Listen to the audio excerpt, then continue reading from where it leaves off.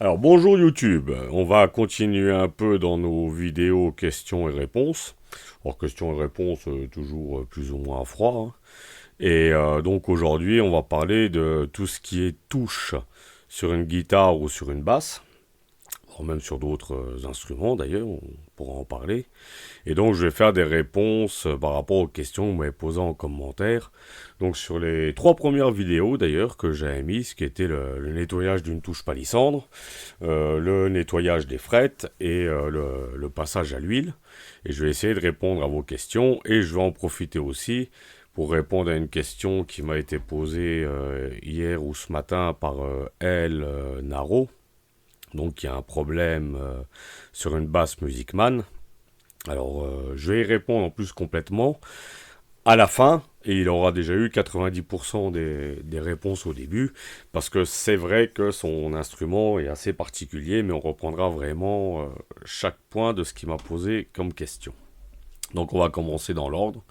Toutes les questions qu'il y a eu sur le nettoyage, c'est quasiment que là qui en a eu. Il n'y a pas eu de questions sur le nettoyage des frettes, mais quelques questions sur l'huile. Donc on va y aller par ordre, hein. Vous pouvez retrouver les vidéos sur la chaîne pour voir un peu. Donc, commentaire, merci. Alors, oui, question de... Ah bah tiens, encore Go Guitar Tech. Je crois que c'est le même qui m'avait écrit hier. Question qu'on a répondu sur les vernis. Salut David, je ne trouve pas la vidéo qui traite des touches érables et ébène dont tu parles dans celle-ci. Alors tu ne trouves pas la vidéo qui parle des touches ébène et érable pour la simple et bonne raison, c'est que j'en ai pas parlé. Donc j'en ai parlé, ça par contre, uniquement dans le livre où j'explique le traitement pour les touches ébène et érable. Je rappelle aussi que, comme je vous ai toujours dit, la chaîne a surtout pour but de promouvoir le livre, donc je n'ai pas fait toutes les réponses. Voilà, au fur et à mesure, on en parlera. Et tout à l'heure, on parlera du cas particulier des touches érables non vernies. Alors, question d'Antoine. Alors voilà. Bonjour, merci pour la vidéo. Peut-on faire pareil sur touche érable brute non vernie? Alors non, on va pas faire pareil sur une touche en érable brute non vernie. On va déjà s'assurer qu'elle n'a pas été vernie, qu'il n'y a aucun produit de finition dessus. Et après, on va prendre au cas par cas. On va la nettoyer, on va lui mettre ou lui remettre une finition, on va peut-être proposer un vernis, on va proposer beaucoup de choses. Il faut savoir que des touches en érable non vernies, vraiment non vernies, non protégées, rien, il n'y en a quand même pas beaucoup. Les trois quarts seront quand même vernis, hein.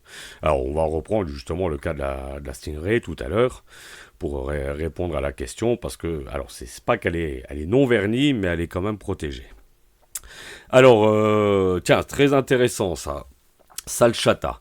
Les vinaigres étant de l'acide acétique, il est conseillé de protéger les mains et surtout les yeux, ça brûle. Oui, effectivement. C'est vrai que malheureusement, des fois, surtout au début quand je commençais les vidéos, je prenais pas forcément ça en compte. J'essaye des fois de limiter, comme par exemple hier, quand j'ai parlé des huiles, je ne voulais pas parler de certains mélanges parce que c'était à haute température. Oui, protégez-vous. Voilà. Même si vous me voyez et que ça fait faites ce que je dis et ne faites pas ce que je fais. Non, non, protégez-vous, mettez des gants. Alors des gants qui sont compatibles, hein, bien entendu, avec le produit que vous allez prendre. Mais protégez-vous les yeux, allez-y doucement, restez un peu loin de la pièce. C'est un peu comme on dit quand on s'accorde avec un instrument, on ne le regarde pas, on ne regarde pas les cordes au cas où il y en a une qui casse, hein. Donc merci Salchata. J'espère que je n'ai pas écorché ton nom. Et protégez-vous. Très très bonne remarque. Merci de me le dire. Alors ensuite, Arana Baba. Salut, le vinaigre blanc, ça marche aussi car je n'ai pas de vinaigre ménager. Oui, oui, ça marche aussi très bien. Souvent, ils sont moins concentrés. L'important, c'est de nettoyer, même si c'est vrai que le vinaigre ménager, lui, sera du vinaigre et de l'eau, il va s'évaporer assez rapidement. Alors bonjour le vinaigre, alors ça c'est une question de Diane. Bonjour, le vinaigre est-il souhaitable également pour les manches non vernies? Même réponse. La réponse est non. Il faut être sûr que le manche n'est pas verni. Il faut être sûr du modèle. Et donc ça va être au cas par cas. Alors j'aimerais bien que vous me listiez un peu tout ce que vous avez comme instrument avec une touche érable non vernie. Parce que c'est vrai qu'il y a beaucoup de questions, je ne suis jamais aperçu qu'il y en avait tant que ça. Donc, si vous ouais, mettez un peu en commentaire si vous avez des touches en érable, le modèle et la marque, et si elles sont vernies ou pas, ou si vous avez des informations dessus. C'est pas mal parce que je vois beaucoup en commentaire. Machin, tu, nanana. Bonjour David, ce type de nettoyage est-il aussi valable pour le manche d'une guitare acoustique? Alors, on va répondre plus simplement, on va pas parler en type d'instrument, on va parler tout simplement en type de touche. Si vous avez une touche palissandre, noyée, oui, c'est valable.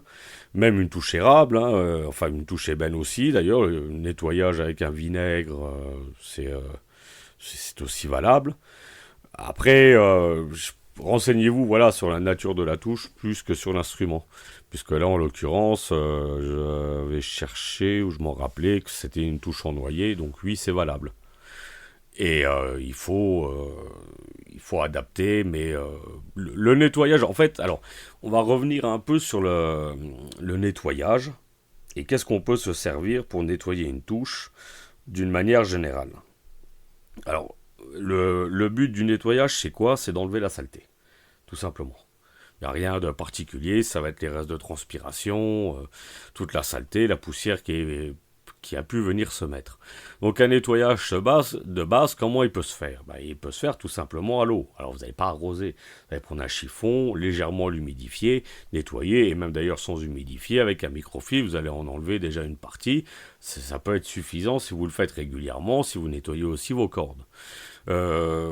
Il y en a qui vont utiliser du savon. Moi, je n'aime pas mettre du savon avec de l'eau parce que y a toujours un peu de savon qui risque de rester.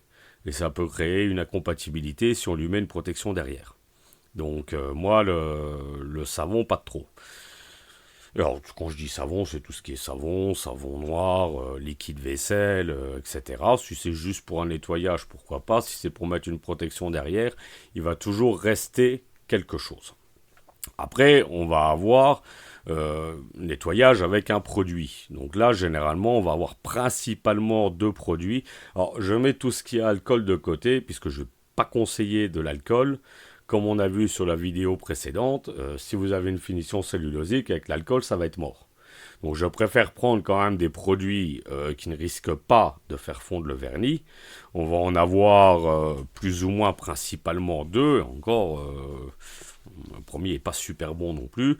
Ça va être une essence type essence F ou ça va être le vinaigre.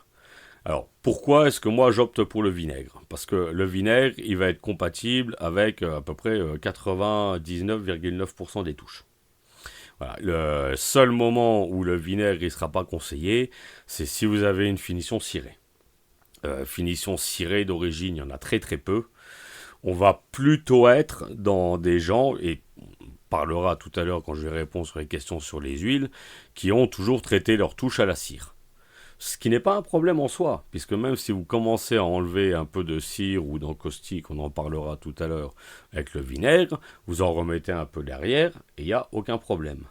Le vinaigre aussi, lui, va sécher un peu plus lentement que l'essence. Alors, pourquoi, du coup, est-ce que je préfère le vinaigre? C'est vrai, vous prenez de l'essence, vous mettez un peu sur un chiffon, vous faites la technique à la brosse à dents, vous allez enlever, ça va sécher beaucoup plus vite, on peut mettre la finition, vous gagnez facilement 1 heure, voire 2 heures, suivant la saison. Alors, pourquoi est-ce que je prends le vinaigre? Parce que son avantage, c'est aussi un inconvénient. C'est-à-dire que dans la touche, quand vous avez énormément d'infractuosité, comme l'essence, elle va sécher rapidement, le temps d'aller au fond, ça va pas forcément, on va dire, diluer toute la crasse. Que le vinaigre, lui, avant de s'évaporer, il va avoir le temps d'agir et vraiment de dissoudre toute la crasse. Donc on arrive, si par exemple vous faites comme je fais avec le vinaigre, c'est-à-dire on met un peu de vinaigre, on laisse agir un tout petit peu, hein, on ne laisse pas agir non plus une demi-heure parce qu'il aura fini par sécher et la crasse elle sera revenue. Mais on laisse un peu agir et après on reprend au début. Alors, il peut y avoir aussi un sens au niveau de la touche. Si vous jouez vraiment que dans les premières cases, mettez le vinaigre et commencez à nettoyer là où c'est le plus proche en dernière case, comme ça au premier, ça a encore le temps d'agir. L'inverse si vous jouez surtout dans les dernières cases.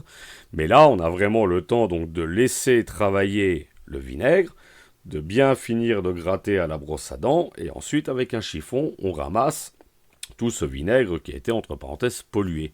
L'essence F, il faut y aller un peu plus rapidement, et soit on va en mettre beaucoup pour essayer d'aller vraiment diluer la crasse au fond, soit il va falloir gratter beaucoup plus.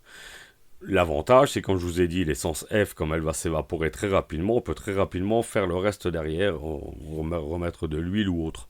Le vinaigre, il faut vraiment bien le laisser sécher avant d'y mettre une huile dessus. Donc, avantage, inconvénient, chacun, on va dire, doit un peu aller calculer ce qu'il préfère. Moi, j'ai opté pour le vinaigre à cause de ça. Voilà. Ça ne laisse pas, une fois que c'est évaporé, ça n'a rien laissé, de toute façon, sur la touche. Parce que tout le vinaigre s'évapore. Et l'évaporation étant assez lente, ça a vraiment un peu le temps d'agir et de dissoudre la crasse. Surtout que, croyez-moi, on m'amène des guitares avec des touches bien engraissées. Ce qui est mieux, hein, d'ailleurs. Hein, ne nettoyez jamais un instrument quand vous l'emmenez chez quelqu'un pour une réparation ou quoi que ce soit. Nous, on a les produits et on va adapter au cas par cas ce qu'il faut faire. Donc c'est très bien de nous l'amener en l'état, n'hésitez pas. Hein. Sauf si vraiment vous tombez sur quelqu'un qui lui veut que vous nettoyiez l'instrument avant, je vois pas l'intérêt personnellement. Mais bon, ça c'est une petite digression. Donc voilà, vous pouvez choisir. Après vous avez d'autres nettoyants, donc je pense qu'on peut-être qu'on en, je crois qu'on en a reparlé. Vous avez des huiles qui sont elles quasiment uniquement nettoyantes. Des huiles qui sont non cicatives, des huiles qui sont faites pour le nettoyage. Par exemple, pour tout ce qui est dans le quatuor ou pour certaines finitions, on va pas se servir pour nettoyer un vernis de vinaigre ou d'alcool ou quoi que ce soit, on va se servir d'huile nettoyante, comme par exemple l'huile d'amande douce. L'huile d'amande douce, c'est pas fait pour traiter, c'est fait pour nettoyer. On en met, on nettoie. Grâce, on va dire, à sa viscosité, ça peut aussi bien nettoyer et agir sur la crasse. Et toujours, voilà, au cas par cas. Mais l'huile d'amande douce marche aussi très bien pour nettoyer. Mais il faut bien la nettoyer ensuite. Alors, il y a des particularités aussi dans les guitares. On revient toujours à ce que j'ai dit dans la vidéo hier quand on parlait, je crois, de la Danish Oil. C'est les Américains. Les Américains, ils arrivent, la guitare, ça vient d'Amérique, vous avez tout un tas de magasins américains, vous avez des gens qui importent des trucs des États-Unis, voilà, et on finit avec de l'huile de citron, qui n'est même pas vraiment une huile de citron, qui est plutôt un produit pétrolier. C'est un peu comme ce qu'on trouve aujourd'hui dans les magasins, on va dire l'essence à la térébenthine, du manque du White Spirit avec petite odeur de térébenthine. Particularité de l'huile de citron, elle va nettoyer. Et il y a une toute petite partie qui est censée rester en protection, le fameux sheller. Mais ça va être infime par rapport à un traitement. Ça fait un peu un truc. Alors c'est sûr qu'à force d'en mettre, ça finira par protéger. Une fois que vous en aurez mis, je sais pas, 15 ou 20 couches. Mais l'inconvénient aussi, c'est que comme il y a cette petite partie qui reste sur la touche, si vous n'avez pas nettoyé parfaitement la touche, on va dire au début tant qu'elle est encore liquide, elle risque, on va dire, d'emprisonner toutes les saletés qu'il y a dans la touche. Mais ça va être encore beaucoup plus chiant à nettoyer derrière.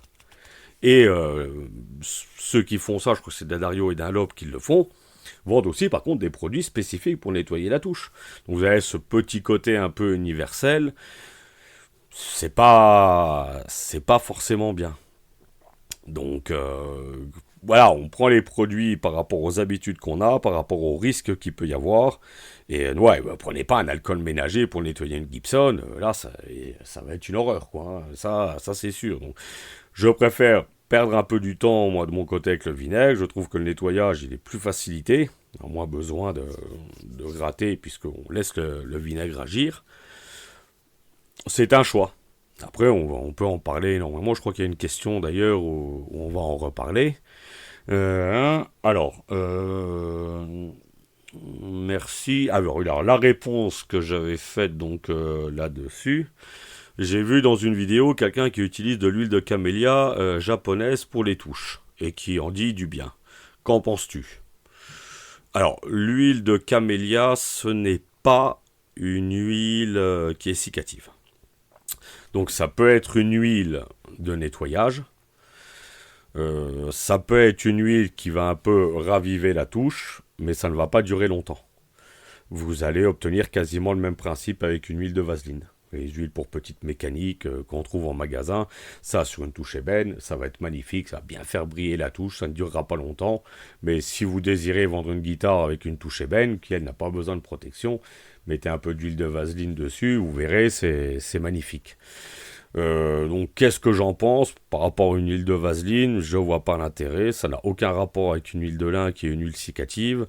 Je pense que ça fait surtout, on va dire, partie de ces modes d'aller chercher, alors, à l'autre bout du monde, des avantages qu'elle n'a pas forcément sur les huiles qu'on peut trouver facilement en France.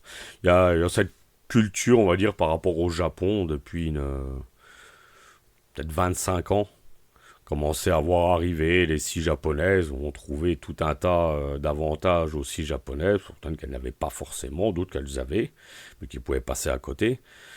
Bah voilà, aujourd'hui c'est les huiles, on a eu ça avec les ciseaux à bois, on a eu ça avec tout un tas de choses. Je dirais que aussi, faites attention de comparer ce qui est comparable. C'est-à-dire que vous allez peut-être avoir des huiles de camélia importées du Japon, et comme c'est importé du Japon, ça va être que de la haute qualité. Et vous avez peut-être sans doute des huiles de camélia vraiment de seconde zone vendues au Japon.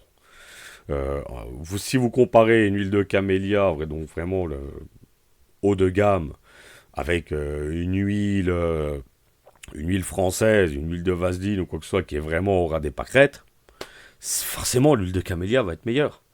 Et parce qu'on est sur un produit haut de gamme qui a été importé du Japon. Donc, mon avis, je vois pas l'intérêt. C'est pas elle qui va protéger, donc elle va pas remplacer l'huile de lin. Si c'est pour s'en servir uniquement comme huile de nettoyage, prenez de l'huile d'amande douce. C'est parfait. Voilà, il n'y a pas de... Enfin, pour moi, je trouve que ça devient les arguments commerciaux. Peut-être que quelqu'un a importé ça du Japon. Oui, mais j'ai essayé. Hein. Je vois pas l'intérêt. Alors, après, prochaine et dernière question. Donc là, on est sur le nettoyage de la touche.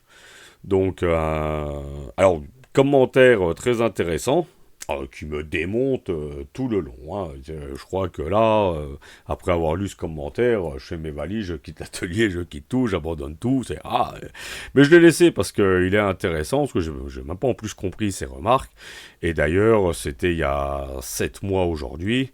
Je lui ai fait quand même une réponse assez importante sur tous les points qu'il a notés. J'attends toujours qu'il vienne me donner ses réponses.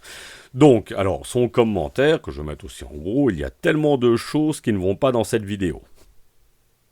Là. Tu es sûr que tu es luthier? Eh ben, il paraît. Dommage, je me suis trompé de voix. Quelques remarques en vrac. Dommage, moi j'aurais aimé qu'on puisse approfondir, justement, puisqu'il y a tellement de choses qui vont pas. Tu aurais pu me faire 2 pages, on aurait pu s'expliquer dessus. Quel est l'intérêt de détailler par type de bois si les touches sont vernies? Tu ne nettoies pas le bois, mais le vernis. Oui, alors ça tombe bien parce que je n'ai pas parlé des touches vernies. Alors là, c'est un peu difficile à comprendre, puisque comme je parle des touches palissandres, que les touches palissandres sont quasiment jamais vernies, parce que je rappelle que la série de vidéos, c'était pour les touches en palissandre, hein, principalement. Quasiment jamais vernies. Touches ébènes, elles sont pas vernies non plus. Les touches noyées, généralement, sont pas forcément vernies non plus. Il y en a quelques-unes quand même. Mais là, tu sembles dire... Alors, tu sens, je peux donner le nom, hein, c'est un utilisateur, 3676, donc pas de prénom, rien. Tu sembles dire que toutes les touches sur une guitare, une basse, etc. sont vernies. Ben non, en fait, elles sont pas vernies. Elles peuvent avoir une petite protection, dont on parlera tout à l'heure, mais peuvent avoir subi un traitement, oui, à l'huile de lin, mais l'huile de lin seule, ça va pas être un vernis. C'est une protection. Donc pourquoi je détaille par type de bois? Parce qu'il y a des bois qui vont avoir besoin d'une protection, comme le palissandre. Il y a des bois qui ne vont pas avoir besoin d'une protection, comme l'ébène. On va juste, comme je disais tout à l'heure, raviver un peu la couleur, lui donner un côté plus précieux avec une huile non cicative, et quand même la nettoyer. Donc je Je comprends pas déjà, première partie, voilà, tu sembles sous-entendre que toutes les touches sont vernies. En disant ça, déjà, moi je me pose des questions pour savoir si vraiment tu connais dans la guitare. Alors, deuxième point, on ne nettoie pas un vernis avec du vinaigre. Oui, mais alors déjà, je vois pas pourquoi. Le vinaigre, c'est un dégraissant. Il n'y a que pour certains vernis gras ou que le vinaigre il risque d'avoir des problèmes, chose qui n'existe quasiment pas sur les guitares. Et de deux, ça rejoint la première question. Là, on ne nettoie pas en fait le vernis puisqu'on va nettoyer le bois. Et j'ai expliqué au-dessus pourquoi je préférais le vinaigre. Donc là, pareil, tes deux questions sont un peu ensemble et tu réponds toujours pas pourquoi on va pas le faire avec du vinaigre. Donc le vinaigre, lui, il s'évapore complètement, il laisse pas de dépôt. Et c'est ça que j'apprécie. Sa lenteur, comme ça a vraiment le temps d'aller un peu nettoyer en profondeur.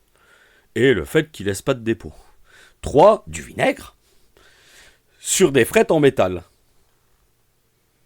Alors, est-ce qu'on peut considérer un mélange de zinc, de cuivre et de quelques autres, de ce qu'il y a dans le cupro-nickel, comme du métal?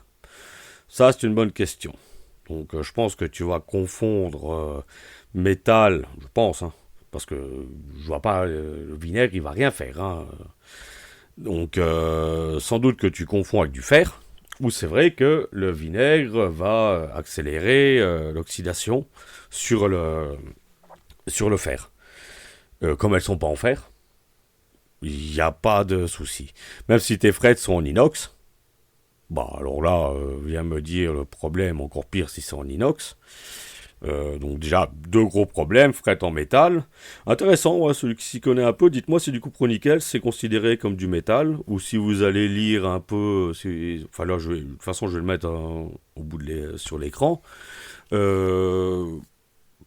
Dites-moi comment vous comprenez un peu la question, parce que moi j'ai eu du mal à la comprendre, quoi. Alors, il y a un risque que le vinaigre aille se loger sous la frette. Oui, alors, oui, à la rigueur, et puis même s'il va se loger sous la frette, il est où le problème? Il va s'évaporer très rapidement. Donc, il ne va pas dissoudre la cyanoacrylate qu'on met en colle, il va pas non plus, il n'y en aura pas assez non plus pour dissoudre énormément, même si on a mis une colle vinylique. Donc là, j'ai un peu du mal. 4. Surtout, tu ne précises pas à quel degré le vinaigre. 8, 14. C'est pas important. Plus le vinaigre, on va dire, il va avoir un degré haut, un 14, plus facilement ça va être nettoyé et ça va sécher, c'est vrai, un peu plus vite. Si vous prenez un 8 degrés, ça va nettoyer aussi très bien, il faudra juste y aller avec un peu plus de temps. Et alors j'aime beaucoup la question, parce que surtout tu ne précises pas à quel degré le vinaigre, même si de toute façon ça change rien à l'affaire. Donc voilà. Je n'ose même pas imaginer les dégâts sur une guitare avec des touches qui ont un peu vieilli. Bah, ose. Et puis dis-moi un peu ce qui pourrait être traumatisé. Alors non, je vais laisser parce que c'est toujours sympa de ne pas avoir que des commentaires dithyrambiques ou qu'avec des questions, voilà, ou quelqu'un qui est arrivé. J'ai bien eu du mal à comprendre ces questions, mais ça veut dire que la chaîne, elle devient quand même un peu populaire. Bon, après, j'ai pas envie d'en avoir tous les 5 minutes, parce que je vais pas passer mon temps à répondre à des choses comme ça. Je lui ai fait une réponse complète, et voilà, comme je lui disais. Alors, je lui ai dit que c'était pas en acier, donc je vous ai dit que ça serait intéressant de... Je sais pas si c'est un alliage, normalement on peut pas considérer ça comme un acier. Le zinc, le cuivre, tout ce qui rentre dans le cupro-nickel, je sais pas. Si vous êtes un peu spécialiste dans les métaux, dites-moi-le, ça peut être très sympathique. Alors, donc là, on a fait le tour des questions qu'il y avait eu donc, sur les touches. Alors à la suite de cette vidéo, hein, si vous en avez d'autres, n'hésitez pas à les poser. J'avais répondu à toutes celles-là en dessous de la vidéo en l'occurrence, mais je peux aussi refaire des questions vidéo, et c'est aussi la démarche qui est notée, donc je rappelle, dans le livre. Alors entre deux questions, comme c'est YouTube et puis qu'il faut le faire, hein, je vous rappelle, commentez, abonnez-vous, patati patala, regardez les vidéos, regardez-les encore une fois, regardez-les une troisième fois. Voilà, truc standard, abonnez-vous, t'as compris, tu t'abandonnes, et un machin, truc bidule. Alors on va continuer juste en audio parce que pour l'instant j'ai un petit problème avec mon appareil photo. D'ailleurs, si vous avez quelque chose à me conseiller ou mieux ou à vendre, pourquoi pas, parce que je crois que le mien il commence à être à la fin. Faut que j'envoie chez un réparateur. Donc on a fait un peu le tour de toute la première partie qui concerne le nettoyage. Là on va voir un peu, donc on va parler de la vidéo qui concernait donc le nettoyage des frettes. Alors, certes, ça faisait partie de l'ensemble touche palissande, mais c'est la même chose, hein, quelle que soit votre manche, tant que vous protégez bien. Des questions, là, non, non, non. Bon, il n'y avait pas de questions particulières. On peut quand même revenir un tout petit peu dessus. Donc, alors les frettes, souvent on entend parler des frettes à l'argent, de ci, de ça. Sachez bien une chose, c'est qu'il n'y a pas un gramme d'argent dans une frette, hein. Des frettes, on en aura principalement de deux types. C'est-à-dire les premières, ça sera du cupro-nickel. Donc, qu'est-ce qu'il y a dedans? C'est comme son nom l'indique, il y a du cuivre. Et le deuxième, c'est un alliage. De l'anglais, ça se dit Milchor de souvenir. Et ça s'écrit un peu comme my short. Donc voilà les deux principaux alliages qu'on a. Et quand on parle de 14 ou 18%, hein, il faut savoir que c'est du Milchor et que c'est le pourcentage de zinc qu'il y a dedans. Alors, les frettes, on n'est pas obligé d'utiliser du mirror. Il y a tout un tas de nettoyants cuivre ou nettoyants argent. Nettoyant cuivre, des fois, il va avoir un peu tendance à rendre les frettes un peu jaunes. Donc, c'est pour ça que je préfère le nettoyer argent qui est quasiment le même, quoi. Vous pouvez utiliser alors le vinaigre, on l'a déjà passé pour nettoyer la touche. Généralement, c'est un mélange de vinaigre et de gros sel, du jus de citron, toujours un acide, on va dire. Un acide et quelque chose un peu pour faire une charge, et toujours bien nettoyé ensuite, quoi. Alors, le vinaigre, lui, comme il est acide, il va légèrement attaquer, mais très très peu, vu que vous le nettoyez. Parce que le but, en fait, de faire ce nettoyage, c'est d'enlever l'oxyde, principalement l'oxyde de cuivre, qu'on appelle le verre de gris. Donc il faut éviter de poncer, par exemple. N'allez pas nettoyer par un ponçage. La frette, si elle a été polie, si vous la nettoyez bien, elle ressortira polie. Donc, comme je vous dis, vous pouvez prendre un acide, vous pouvez juste la nettoyer au vinaigre. Pendant que vous nettoyez la touche, vous verrez qu'il y a déjà une grosse partie qui a disparu. Personnellement, j'aime bien derrière utiliser le Mirror. C'est un produit qu'on trouve en France et qui lui a un abrasif, on va dire, dedans qui est très très fin. Je pense qu'il doit y avoir genre du Tripoli dedans ou peut-être du blanc de Meudon.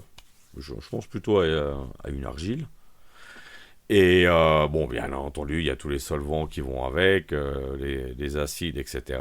Mais l'avantage, c'est qu'il va nettoyer, il va relégèrement polir, il va enlever le verre de gris, et en plus, il va déposer un peu une petite couche de protection. Donc, vous embêtez pas de trop avec des formules où vous allez mélanger du bicarbonate, du gros sel, du vinaigre, du jus de citron, etc.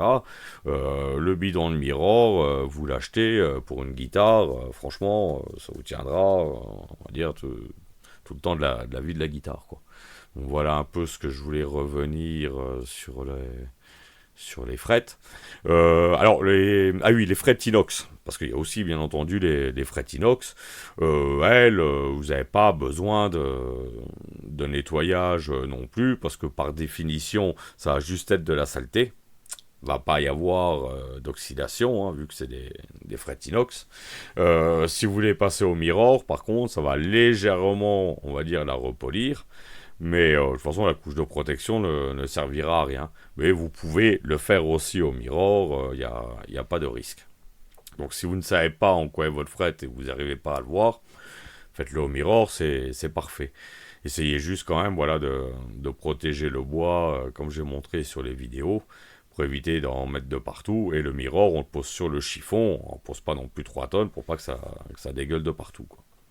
Donc ça, c'était la partie sur les frettes. Donc comme je vous ai dit, il y avait aucune question. Donc on va passer directement à la partie, donc la troisième partie, huile. Huile, alors de protection en l'occurrence, parce que comme je le rappelle, on était quand même sur une vidéo qui traitait des touches en palissandre.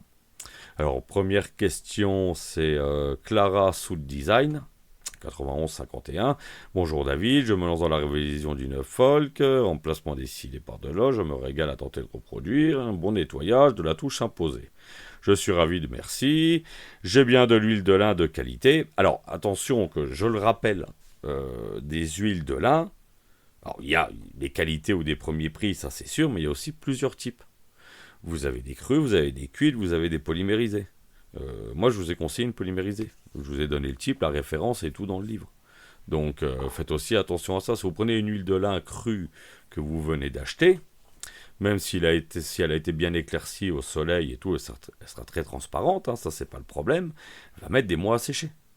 Donc ne prenez pas non plus. Et c'est là qu'on entend souvent des remarques sur l'huile de lin, que ça reste poisseux, ceci, cela. Oui, parce que vous n'avez pas pris la bonne huile pour protéger la touche. Donc faites attention, il y a huile de lin de qualité, mais il y a type d'huile de lin. Mais je me posais une question, est-ce qu'une huile minérale de qualité alimentaire ne serait pas plus profitable encore? Alors, une huile minérale de qualité alimentaire, sincèrement, je sais pas du tout ce que c'est. Donc, moi, les huiles minérales, alors c'est peut-être moi qui me trompe, hein, pour moi, elles sont toutes dérivées du pétrole. Donc, elles vont être plus ou moins raffinées, peut-être pour être en qualité alimentaire. Ça reste un produit pétrolier et dans les huiles dérivées du pétrole, j'en connais aucune qui est cicative. Donc ça va avoir le même effet que l'huile de vaseline. On a parlé un peu plus tôt dans la vidéo. Ça va raviver le bois, ça va être magnifique, ça va être tout ça, mais ça ne va pas créer une protection. Ça va disparaître hein, au fur et à mesure, suivant comment vous jouez et tout, mais c'est vrai que ça aura ravivé la touche d'une manière magnifique, sans lui faire de protection. Donc je suis désolé, mais je vois pas ce que tu veux dire par huile minérale de qualité alimentaire, hormis des dérivés de produits pétroliers. Donc après, tu dis hydrophobie. De toute façon, l'huile de lin, une fois qu'elle a bien tiré, elle va protéger de l'eau. Teinte qui ne fonce pas avec le temps au contact de l'oxygène de l'air. Oui, l'huile de lin, il lui faut de l'oxygène, mais c'est pas l'oxygène de l'air qui va la rendre foncée. C'est plutôt l'absence d'UV. Tu la mets un peu aux UV et y a aucun problème, elle redevient claire. Après, tu peux utiliser d'autres huiles, comme par exemple l'huile de noix. L'huile de noix, elle ne va pas foncer à l'obscurité.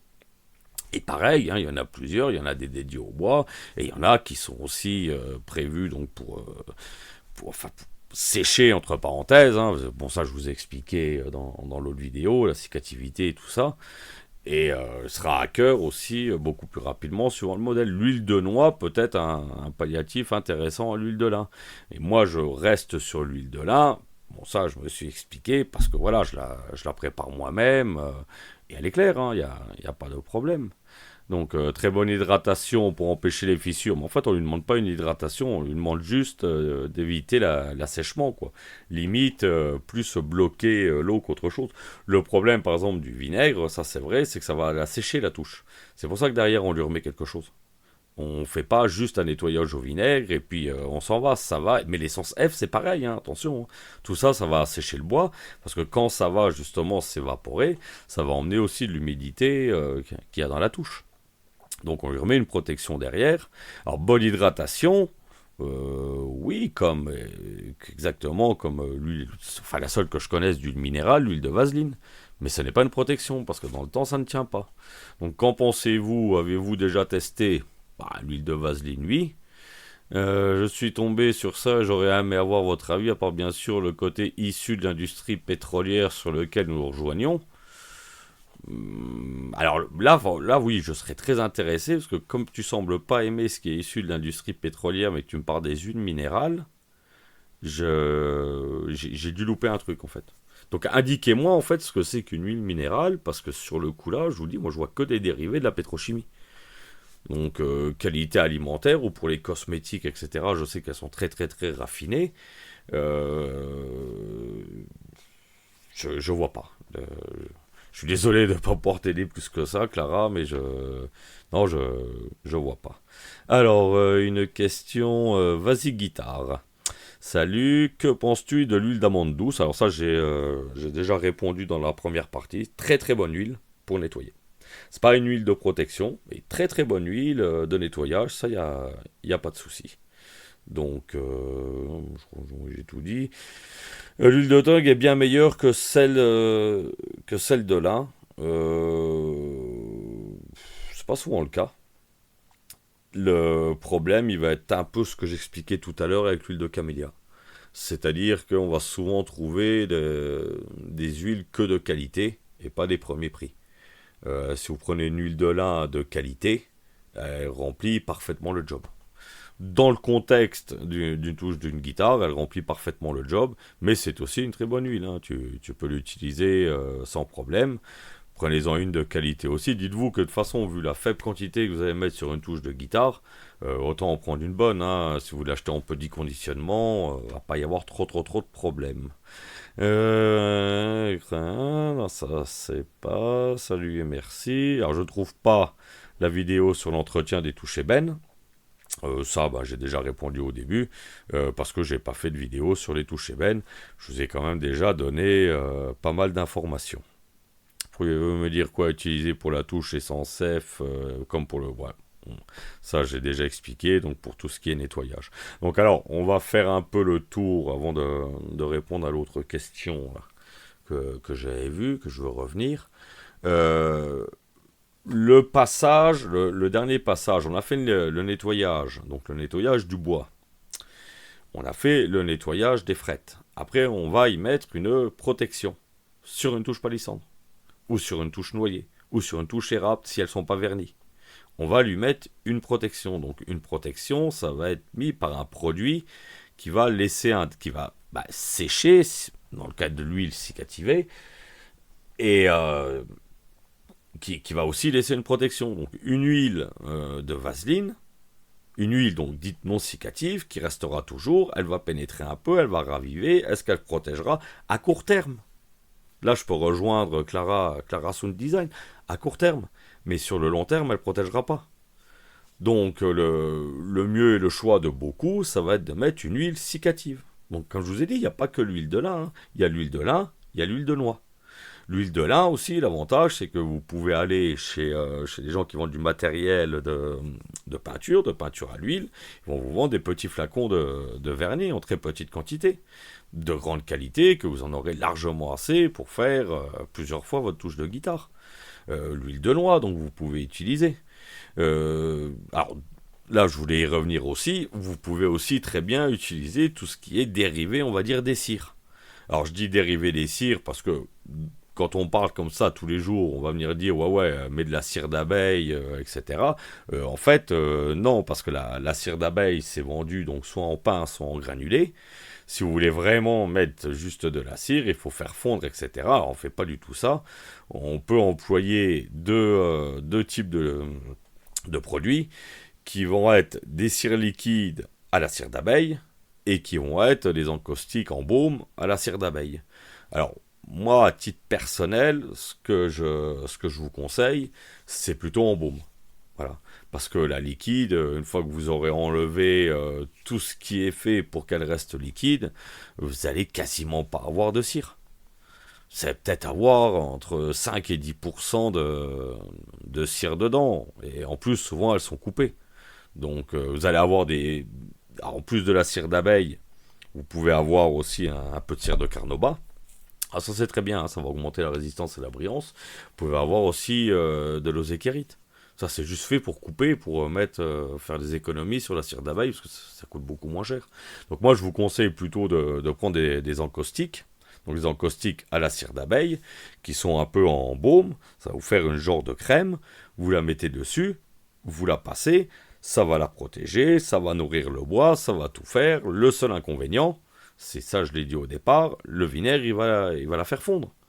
Mais si vous avez fait fondre même toute la partie Donc dans le caustique que vous avez mis, si vous reprenez toutes les étapes, bien nettoyage au vinaigre, nettoyage des frettes, vous remettez cet encaustique, il n'y a aucun problème. Et votre instrument est parfaitement protégé. Donc là, voilà, vous avez le choix. En protection pure, on va mettre soit une huile cicative, donc lin ou noix ou tug, soit tout ce qui est, on va dire, dérivé d'une cire. Et moi, je vous conseille un encaustique, en baume. Vous verrez, ça marche très bien.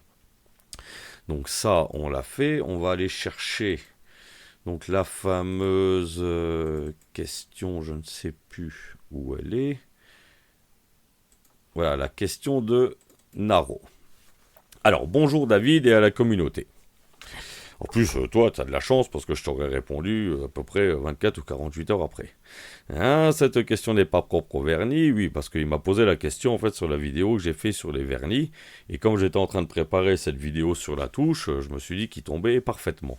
Donc alors, il a une basse, donc Music Man Stingray, de l'époque déjà Ernie Ball. Sur le site officiel, il y a très peu de renseignements. J'ai juste appris qu'elle était de juillet 2000 et que le manche est en érable touché érable. Oui, alors j'ai fait je pense, la même démarche que toi. Donc je vais le mettre à l'écran. Effectivement, on a trouvé ce que c'était comme instrument.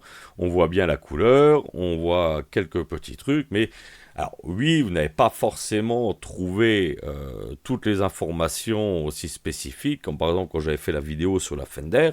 Oui, c'était une Fender US, on a trouvé toutes les informations, mais tout. La nature des vernis, la totale. D'autres, quand on trouve déjà l'année, c'est déjà pas mal. Donc regardez, tu as fait la bonne démarche, tu as trouvé. Donc je vais le mettre à l'écran, hein, ce que tu as mis. Et j'aurais fait exactement la même chose que toi. Donc, alors, il y a très peu de renseignements. Rien sur les vernis du corps et du manche, oui. Je ne sais même pas s'il y en avait sur la touche. Alors, bon, ça, j'ai téléphoné. Nettoyer la touche, très très encrassée et abîmée avec du vinaigre blanc. Bon, c'est pas moi qui vais dire non, puisque c'est ce que je conseille en premier.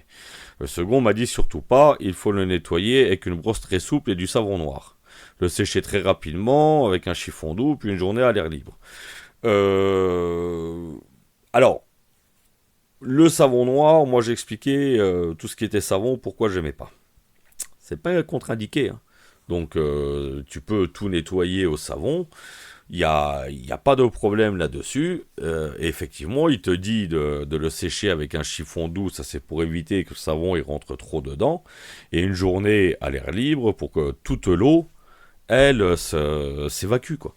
Et qu'il n'y ait pas justement de problème quand après on va mettre un produit. C'est ce que j'expliquais pour le vinaigre qui était plus long que l'essence F. Après, surtout pas nettoyer au vinaigre blanc. Je sais pas. Je sais pas ce qu'il a voulu dire, parce qu'après, j'étais pas dans la conversation non plus. Donc, je préfère me taire et me baser uniquement sur ce que tu as dit. Puis mettre de l'huile de lin, ce que j'ai fait. Voilà, en l'occurrence, c'était pas ça qu'il y avait dessus, mais on va y revenir. Ta démarche est pas mauvaise. Voilà. Tu as tout nettoyé, si tu as tout fait propre, que tu as mis de l'huile de lin, suivant l'huile de lin que tu as mise, bien entendu. Normalement, elle devrait déjà avoir tiré. Et c'est possible. C'est pas ce qui est conseillé, on va dire, sur ce type de basse, mais c'est possible. Enfin, le troisième m'a dit que c'était une grosse erreur, car ça peut provoquer des dégâts, excusez-moi, à long terme, notamment sur le vernis. Alors, qu'est-ce qui n'est pas conseillé? Les dégâts à long terme. L'huile de lin, le vinaigre, le savon. Je comprends pas. Donc on va abandonner cette partie. Donc comment rattraper mon erreur si c'en est une? Alors déjà principalement ta seule erreur pour moi, ça a été de t'être arrêté au numéro de série. Donc tu as trouvé le numéro de série de ta Music Man, tu as été regardé, tu as trouvé donc l'année et tu t'es arrêté là. Il aurait fallu un peu plus loin dans tes recherches et exactement sur le même site, hein, parce que je pense qu'on a tous les deux été sur le site officiel Music Man, tu aurais vu les conseils pour entretenir le manche. Et tu aurais vu donc cette petite ligne. Cependant, certains de nos manches ne subissent pas le même traitement, donc il parle au-dessus d'un vrai vernis. Leur finition est à la cire, pour une sensation douce et naturelle. Et il t'explique, alors le mieux pour prendre soin de ces manches et les produits qu'ils vendent, et que si tu ne le trouves pas, donc l'huile de citron, parce qu'il y a au même d'avoir pris le vinaigre, elle fera son office sur l'érable, le palissandre et l'ébène. Si le manche est vraiment sale, un peu de savon d'Alep dilué dans l'eau. Moi j'ai expliqué pourquoi le savon c'était pas trop mon truc. Qui sera difficile autrement qu'avec un ponçage. Alors ça non, moi je suis totalement opposé au ponçage. Moi je vous dis, je préfère mettre énormément de vinaigre, ça va diluer, on ressort tout à la brosse à dents, un coup de chiffon et on a enlevé toute la merde. Poncer, que ça soit une touche ou des frettes, ouais, je trouve ça... En fait, je vais même pas en parler parce que je trouve ça d'un ridicule, mais je vois pas l'intérêt. Je vois pas l'intérêt d'enlever de la matière pour enlever de la saleté. Le but, c'est d'enlever de la saleté. Vous avez une carrosserie de voiture, ou si vous êtes motard, une moto, n'importe quoi, ou même votre corps de guitare qui est verni, vous n'avez pas le poncer pour enlever la crasse. Vous allez le nettoyer, tout simplement. Donc, on va poncer, oui, pour enlever des rayures, des choses comme ça. Donc, on évite. Mais la laine d'acier, pire encore la paille de fer, le papier à poncer, même des grattoirs ou des lames de rasoir. Non, le but, c'est d'enlever la saleté. C'est pas d'enlever le bois. La frette, c'est pareil, c'est d'enlever la saleté, c'est d'enlever le verre de gris. C'est certainement pas d'enlever de la matière. En plus, vous allez faire de la poussière et ça va rentrer dans les micros, surtout sur une électrique. Donc, alors, qui sera difficile de la retirer, donc non, ça je suis pas d'accord. Ce que l'on vous recommande absolument pas. Ouais, bon, j'avais pas lu assez loin. Prenez soin de votre manche, lavez-vous les mains avant de jouer. Et donc, il conseille un bon entretien à la cire de True Oil qu'on a parlé hier, que vous permettra, vous pouvez la garder. Alors, c'est pas la peine d'aller commander forcément cette cire, parce que, bah oui, Music Man c'est américain, ils vont vous donner des produits américains. Si tu veux vraiment faire le puriste, tu peux acheter donc la Wonder Wipe Dernier Ball. Moi, à ta place, si tu as mis de l'huile de lin, que c'est parfaitement sec, parce que j'ai un peu du mal à comprendre la fin de ton message, parce que tu dis, je sais toujours pas s'il y en avait, mais là, c'est sûr, il y en a plus, etc. Si tu as fini, on va dire, de traiter bien l'huile de lin, laisse comme ça, c'est très bien. Si tu veux un peu revenir à ce qu'il y avait d'origine et que tu peux poser sur de l'huile de lin, mets un encaustique. Donc ce que je parlais tout à l'heure, les fameux encaustiques à la cire d'abeille, en baume. Ça c'est très bien, ça se travaille à peu près comme j'ai mis en vidéo sur l'huile de lin. Tu en mets un peu sur un chiffon, tu en passes bien sur la touche, tu frottes un peu pour que ça rentre dedans, que ça bouche un peu toutes les infractuosités, tu laisses sécher, suivant celle que tu as achetée, parce que suivant la quantité qu'elle peut avoir dedans de white spirit, ou si elle a que de l'essence de térébenthine, ça ne va pas être le même temps. Ça dépend. Alors c'est pareil, ne lésigne pas trop dessus parce que tu vas acheter une boîte, elle va te faire toute ta vie. Donc tu vas pas faire des économies énormes. Ça vaut pas le coup, même si c'est assez facile de fabriquer un encaustique, ça vaut pas le coup de se le fabriquer. On va l'acheter, tu en as plein, les quincailleries ou les magasins de bricolage, et ça sera parfait. Donc comment rattraper mon erreur sans des thunes, bah ça on a vu. Tu peux aussi revenir en arrière. Et comme j'ai dit tout à l'heure, le seul inconvénient avec l'encaustique, c'est lors du nettoyage au vinaigre, oui, il y a une partie de la cire qui va partir. Ça, c'est sûr. Mais si tu en remets chaque fois que tu dois faire un gros nettoyage, il n'y a aucun problème. Et sinon, oui, une fois que tu as mis ta cire, pense bien, chaque fois que tu as fini de jouer, de bien nettoyer avec un chiffon. On n'a pas besoin à chaque fois si on nettoie régulièrement, c'est comme les cordes. Ils vont pas s'oxyder si on les nettoie régulièrement. Après je dis ça, mais moi, le nettoyage, ça fait deux quand je joue. Où puis-je trouver toutes les spécificités de cette basse en particulier? Si